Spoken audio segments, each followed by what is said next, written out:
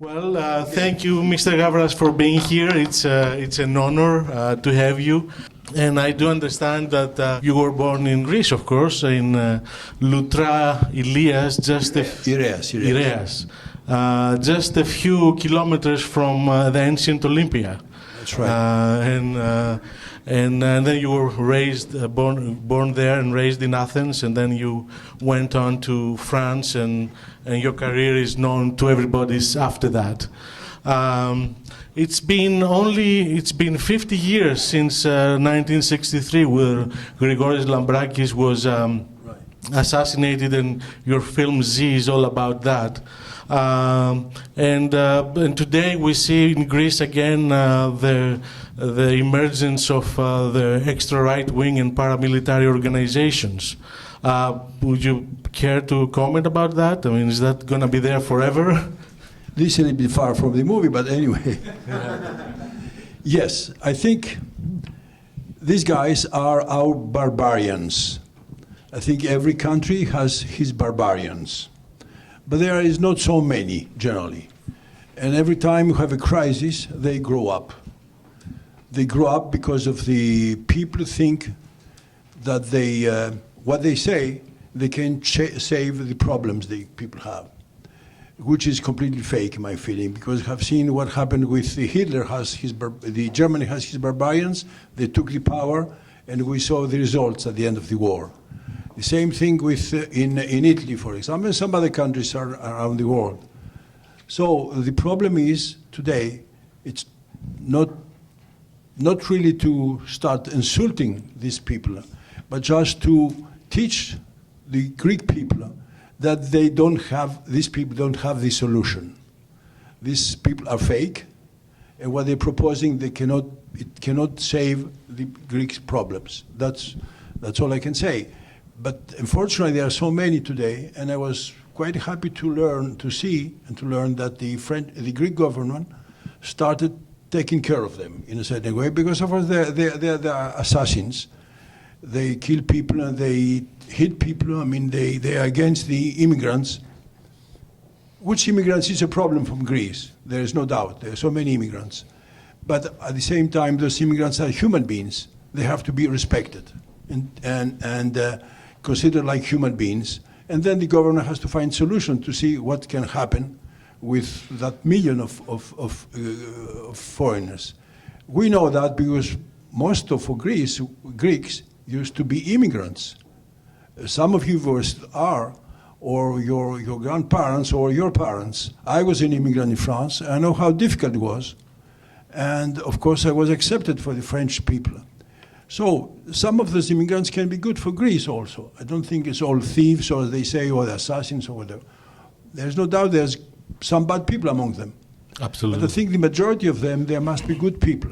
So the government has to find a solution, Europe with the government, either to send them back in the countries, or to find other solutions, which I don't have solutions for them, because it's not my job.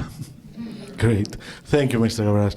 Also, one notices, of course, that your films have to do with social consciousness, have to do with power, and the resistance to the power. And you can see that from Z to Missing to Hanake to all your films. You always stay socially current and socially conscientious. You still think that has a space today in art and film, when the mega blockbuster Superman and Transformers eat up that much budget and are all over the world as the entertainment industry? I think we Greeks, we have a kind of extraordinary traditions about the spectacle. 2,500 years ago, the Greeks created the theater, and they have done plays, extraordinary plays. They are still playing today, so many centuries later. And what they're talking about, those plays, about human beings, about how they live together, what's the situation of human beings. And they call it what? We call it psychagogia, which means what? It means it deals with the psyche, which is the soul, and it's also agogia, which means to guide this whole. So the theater and the spectacle and the art in a certain way, it's to learn to people something, to speak about the people and to learn to them what they are and what the problems are and so forth. So I believe the cinema can do the same thing. I know today there's a kind of philosophy of entertainment has to be just nothing, empty of anything, just to make people laugh and then go out and not think anymore. I believe, as the Greek theater, the cinema must say something about the society and eventually make people think. Of course, if they would like to think. If they don't like to think, they don't think. They go have a dinner or something and end up with this. But my perception is this, what I said. And from the other hand, you spoke about the power. I think all of us have power to someone's, all of us, which are a little bit under us, even to our children. And above us, there are people who have power on us. And the use of that power, the way we deal with that power, and whether they only use it, can make people happy, or us, can make us happy or unhappy.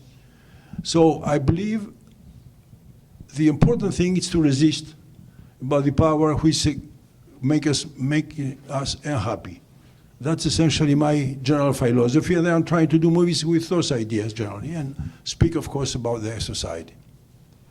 Thank you very much. That's why we're so proud of you, Mr. Gavras.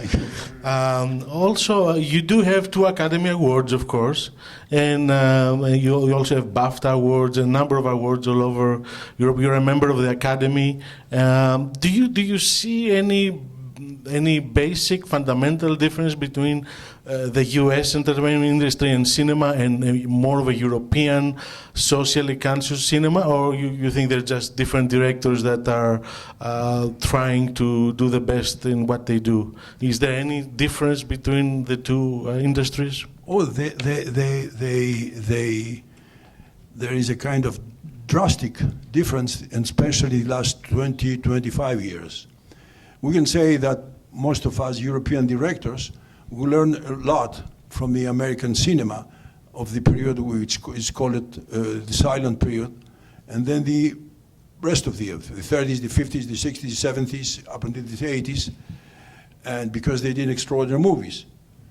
And but then we can see the last, let's say, 15, 20 years, even a bit more, that the big producers in Hollywood, on the majors, have more or less disappeared, and the financiers took the power, bankers took the power, and people try to make movies again and again. They make the same movie.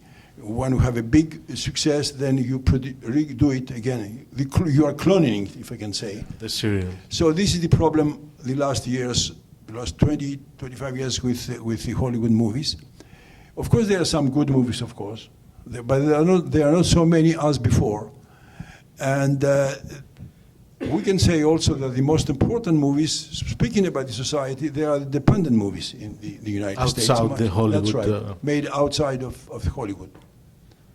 And this is, in my opinion, a little bit a shame. And it's not my idea only. I don't know if you follow this situation. Very lastly, Spielberg and some other directors write in a letter saying that the Hollywood is going a very, very wrong way. Yes, I did notice that, Yes. and you're right about that. Coming into more recent films of yours, thank you for this beautiful dark comedy and Le Capital, which is opening in the US and Europe. You're looking now at the financial aspects, the big crisis in the economy, and this film is not far away from a number of us that these things are happening right here in the States, where people lose their jobs to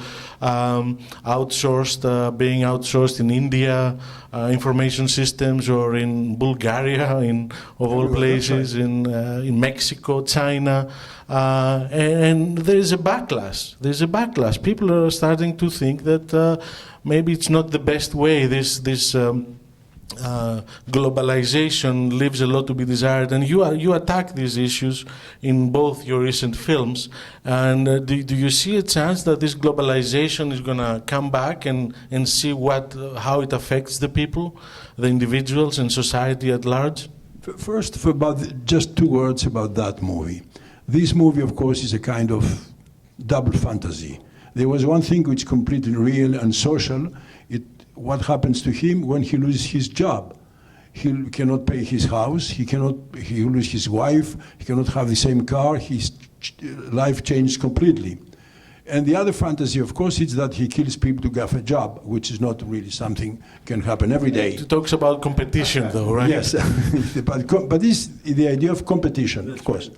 So the competition can go, hopefully not that far, but the competition is very, very hard. That's the whole idea of the movie. But essentially, what interested me in that story is that he loses his job, he doesn't have any more his salary, and then he disappears completely, like most of us, I believe. Now, the globalization. I don't know, I'm not a philosopher, but I'm just a citizen trying to understand our society. It is a kind of normal, our society get to a point which, with all those technical revolutions, like the digital, for example, we have reached people in a moment, everywhere in the world. So the globalization is something we cannot avoid. It's a reality. We have to live with that for the coming years. The only problem is how we control it, how the governments control that globalization and try to do something positive instead the negative way we have right now, because the localizations for example, of the industries, it's a catastrophe. It probably is good for the other side of the world, but it's very catastrophe for the country. So these politicians have to find a solution to have kind of balance between the different civilizations, the different way of thinking, the different ways of acting in Occidental politics. This is a big challenge, I think, for the coming years. But some people say you have to stop with the globalization. It's fake. We cannot anymore. It's over. It's all over. Yeah. Great. Thank you so much. I'd like to open it to yes, please go ahead for more questions. First of all, thank you for this film and your many other films.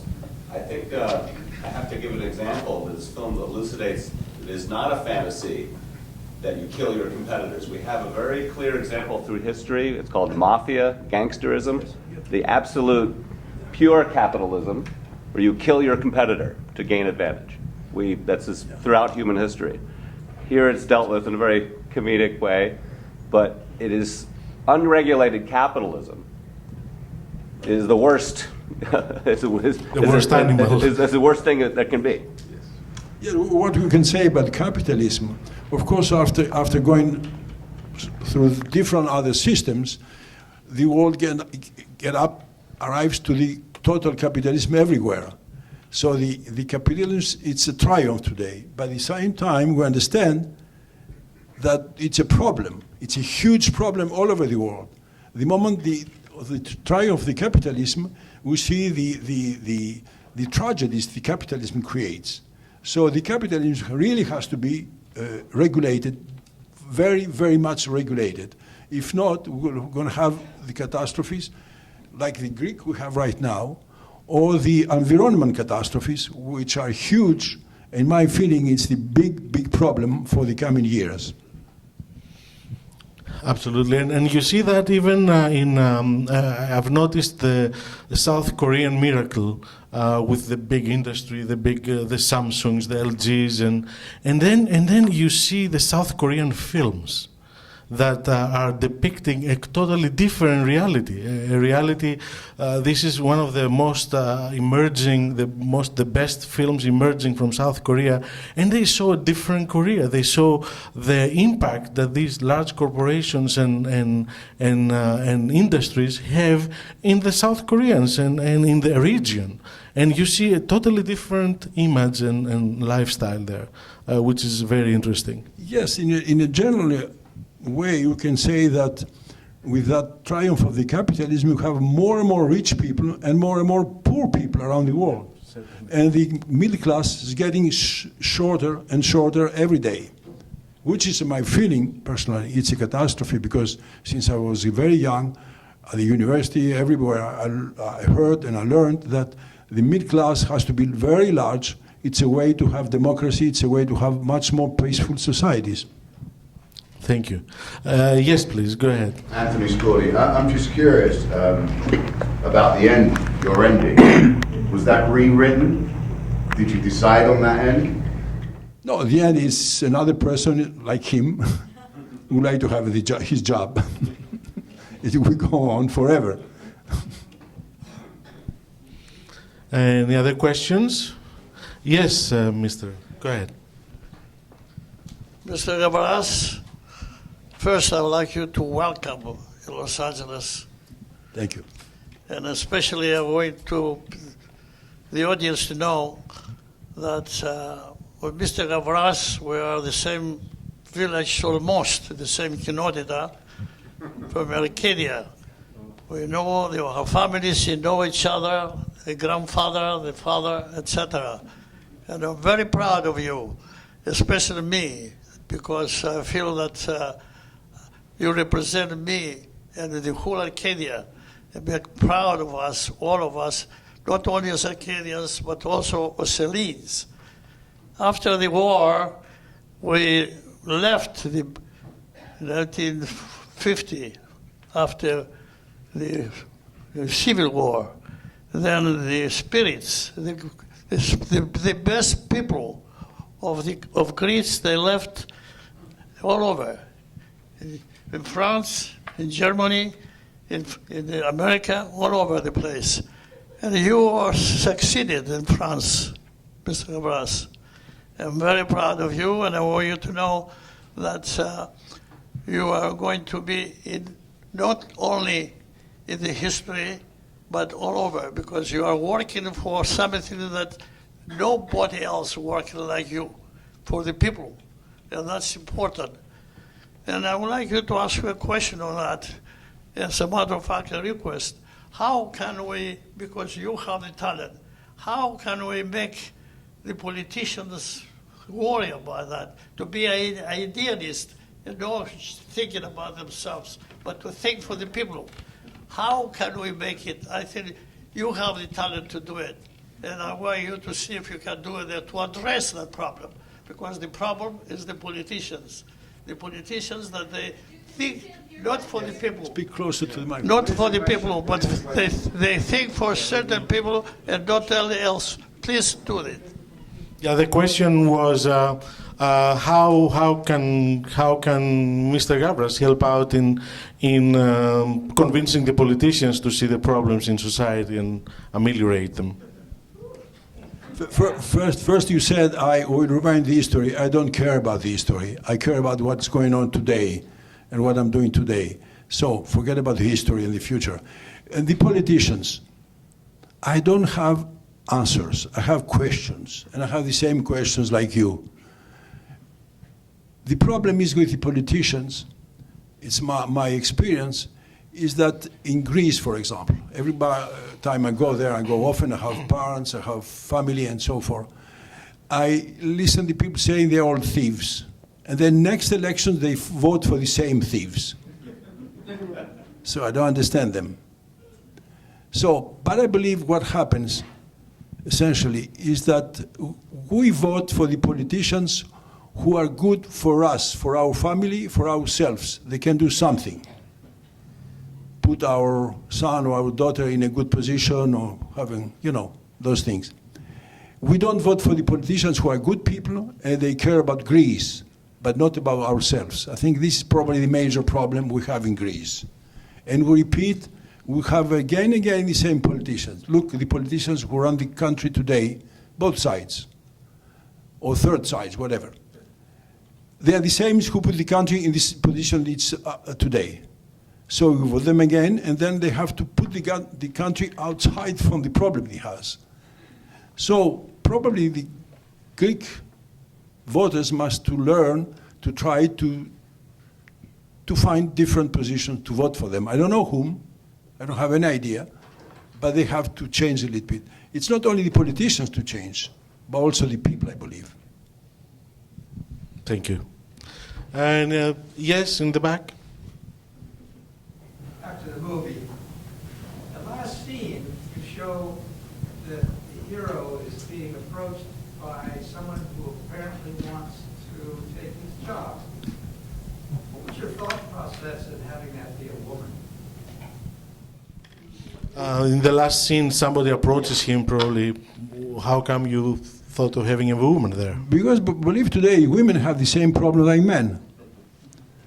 They lose their jobs probably more than men, and we know when they have a job, they are not paid as a man would be paid, and so forth. So I think the difference between women and men who have to, of course there's essential difference, physical difference and character difference, so forth, but in the society, I think the women has to have the same position like men.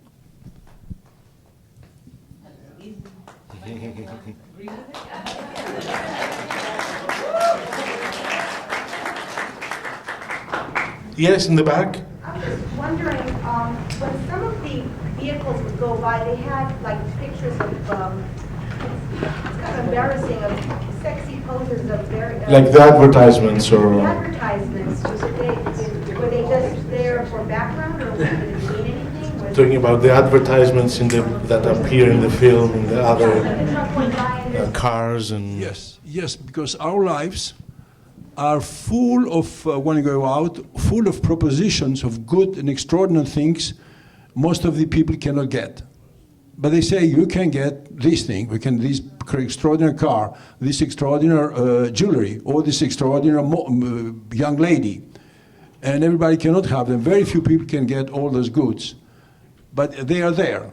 That's our problem today in society. As I was saying before, there are more and more rich people who can get those goods, and the majority of people cannot get them. Consumerist society that is being driven to us. Yes, go ahead. I was wondering how did this film come about? You said it was from a book, but was it difficult to put it together? Did you do it all did it come out? What life it has had, the film, and what reactions it's getting?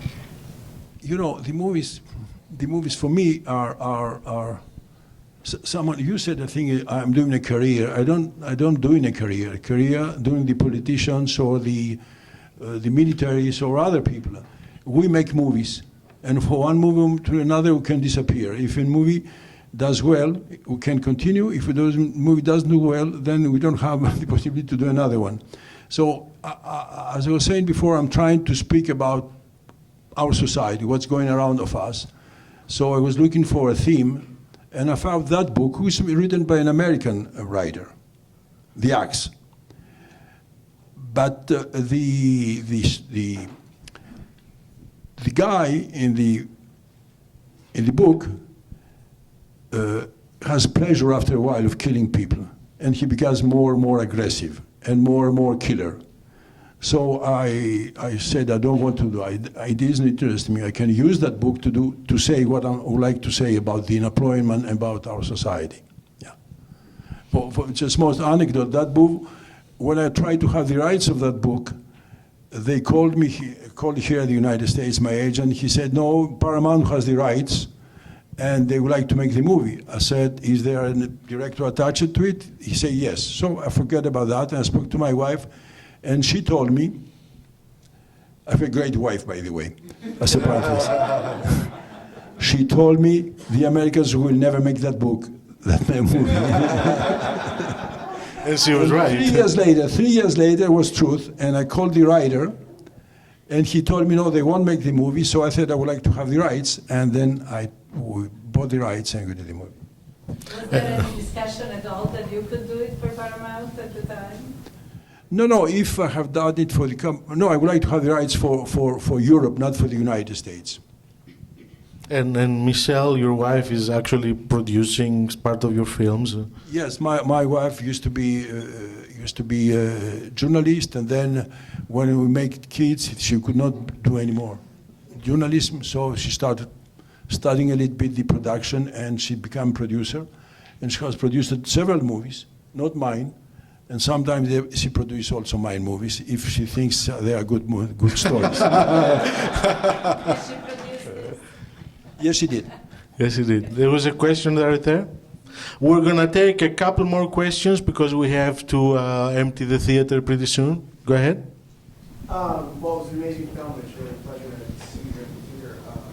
I've always felt that your films really make their audiences feel injustice, even if they've someone like living in Los Angeles and they've never actually experienced it in their own lives. You definitely make us feel an emotional connection to people who have suffered from injustice or oppression. I've always been curious about how you've chosen or why you've chosen to comment on society or ask questions about society through narrative and fiction as opposed to, say, documentary. And how do you see the roles between the way documentary allows a filmmaker to comment on society and the way narrative and fiction allows a filmmaker to comment on society, why you gravitate towards fiction? Particularly fiction based on true stories. No, I'm trying to be as close as possible to the reality, to the real people, to have good actors.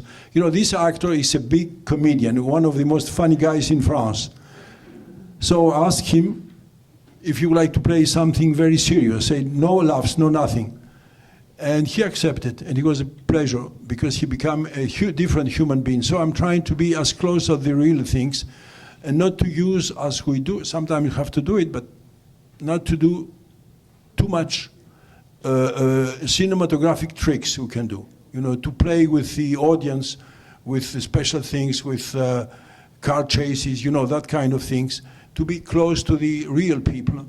So probably this looks like a documentary, but I have a lot of respect for people who do documentaries. It's a very difficult genre to make documentaries. And if you go around the world, there's a very few big names for documentary. Instead, there is a lot of names for the fiction movies. Mm-hmm. Yes, sir. Go ahead. No, what I appreciate about the film, I know what you were getting at, but the way you did it, I'm choosing this actor. It was, I think, brilliant. He reminded me, he gave a sense of almost a Chaplin-esque kind of irony thing. Almost like a modern times kind of feeling in a sense. Mr. Hulot's Holiday. That aspect, lightening up the message, which is a very, because most of your films, I mean, Z and Missing are very dark, passionate things. But what you accomplished in this, for me, was on many levels. I mean, you got your message across, but in an entertaining and an ironic, humorous way. It reminded me in some respects of some of Bertolt Brecht's ironic pieces, plays, if you're familiar with those. But I just want to point that out, and that's what I got out of it, and appreciated the film in that respect so much. That's all. Thank you much. A big compliment. I mean, no, you spoke about something which is interesting. You spoke about modern times. Since I have grandchildren, I show them several movies, among them The Modern Times by Charlie Chaplin. And I have seen it now probably 10 times. And it's extraordinary because he speaks about our society today. The movie's been shot in the 20s, 26, I think 24, no, a little bit later. Anyway, it's today. He speaks about unemployment, he speaks about poverty, and he speaks in a very funny way. And sometimes I have my granddaughter, at the end she was crying because they are so poor, they were so poor. They have to go down the street without have. So he's probably one of the major directors of the cinema, the worldwide cinema. Thank you. Well, with that comment, I'd like to wrap it up for this afternoon. Thank you so much for being here. Thank you, Mr. Gavras. It was an honor.